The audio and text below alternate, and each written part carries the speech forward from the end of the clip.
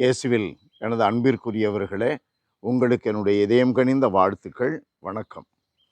அன்பானவர்களே, இன்றைய நற்செய்தியிலே இயேசு ஆண்டவர் கல்லறை அருகிலே, உயிர்த்தெழுந்த அந்த கல்லறை அருகிலே மரியாவுக்கு, மகதலா மரியாவுக்கு காட்சி கொடுக்கிறதை நாம் பார்க்கிறோம். அங்கே கல்லறைக்கு சென்று குனிந்து பார்த்த மரியாவிற்கு ஆண்டவர் என்ன சொல்லுகிறார்? மகதலா மரியாவை பார்த்து ஆண்டவர் சொல்லுகிறார், அம்மா, ஏன் அழுகிறீர் என்று. இந்த மகதலா மரியாவுக்கு ஒரு ஏக்கம் இருந்தது. இயேசுவின் மேல் ஒரு ஏக்கம் இருந்தது. Emotional thirst to see her Lord. அன்பிற்குரியவர்களே, நாம் வெறுமனே ஆராதனையில் உணர்வு பூர்வமாக ஆண்டவரை ஆராதிப்பது, அவரோடு பேசுவது, அவர் சொல்வதை கேட்பது மட்டுமல்ல, நமக்கு ஒரு உடலை கடவுள் கொடுத்திருக்கிறார், உடலில் உணர்வுகளை கொடுத்திருக்கிறார். Emotions, man is a bundle of emotions. அதற்கேற்ப நாம் அந்த உணர்வுகளுக்கெல்லாம் இடம் தர முடியும். Also emotionally we have to be thirsty for the master. அப்படி என்றால் நம்முடைய உடலில் இருக்கிற உணர்வுகள், உடலில் சமுதாயத்தில் இருக்கிற நம்முடைய கருத்துக்கள், நமக்கென்று கடவுள் ஊற்றி கொடுக்கின்ற அவருடைய வார்த்தைகள் அனைத்தும் ஒன்றாகத்தான் மனிதம் இந்த உலகில் உருவாகி இருக்கிறது. அந்த மனிதத்தை முழுமையாக பயன்படுத்த வேண்டும், இயேசுவுக்காக ஏங்க வேண்டும். அந்த பெண்ணை போல நாமும் ஏங்க வேண்டும்.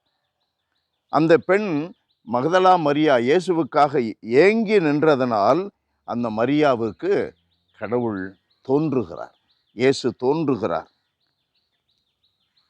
தோன்றுகிறார். அன்பானவர்களே, நம்முடைய வாழ்க்கையில துன்பங்கள் மத்தியிலே ஏக்கத்தோடு அழும் பொழுது, வருத்தத்திலே இருக்கும் பொழுது, கோபத்திலே இருக்கும் பொழுது, நாம் இயேசுவிற்காகத்தான் அனைத்தும் என்ற நோக்கத்தோடு இருந்தால் இயேசு எல்லா நிலைகளிலும் நமக்கு தோன்றுவார்.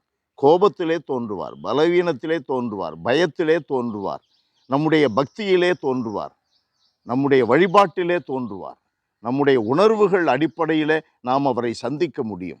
இயேசு எப்பொழுதும் நம்மோடு இருக்கிறார், அவர் உயிரோடு இருக்கிறார். அதை ஆண்டவர் என்ன சொல்லுகிறார்? மகதலா மரியாவிடம் என்ன சொல்லுகிறார் என்று கவனியுங்கள். ஆண்டவரை கண்டதை குறித்து சகோதரர்களிடம் சென்று அறிவிக்க வேண்டும் என்று கட்டளையிடுகிறார். நம்முடைய அடிப்படை வாழ்வே, கிறிஸ்தவ அழைப்பே இயேசுவை மற்றவர்களுக்கு அறிவிக்க வேண்டும். இயேசு வளர்ந்தார், அவர் கொல்லப்பட்டார் என்பது மட்டுமல்ல, அவர் உயிரோடு இருக்கிறார் என்பதை அறிவிக்க வேண்டும்.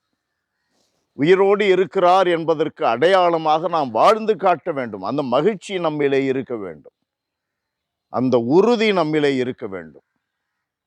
அன்பு நிறைந்த எங்கள் இறைவா, உம்மை போற்றி புகழுகிறோம், வாழ்த்தி வணங்குகிறோம், தாழ்மையோடு ஆராதிக்கிறோம். ஆண்டவரே, உமக்கு நன்றி கூறுகிறோம்.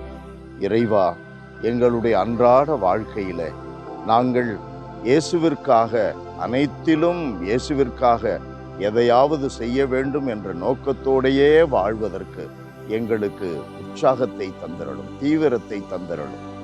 இயேசு எங்களோடு இருக்கிறார், எங்கள் கண்முன்பாக இருக்கிறார், உயிரோடு இருக்கிறார் என்ற உண்மையினால் எங்களுக்கு வாழ்க்கையில இந்த அறிவிக்கின்ற பணியில் சரி, அல்லது அவரை விசுவசித்து அவருக்கு சாட்சியம் பகர்ந்து வாழுகின்ற வாழ்க்கையிலும் சரி, எங்களை உறுதிப்படுத்துவீராக.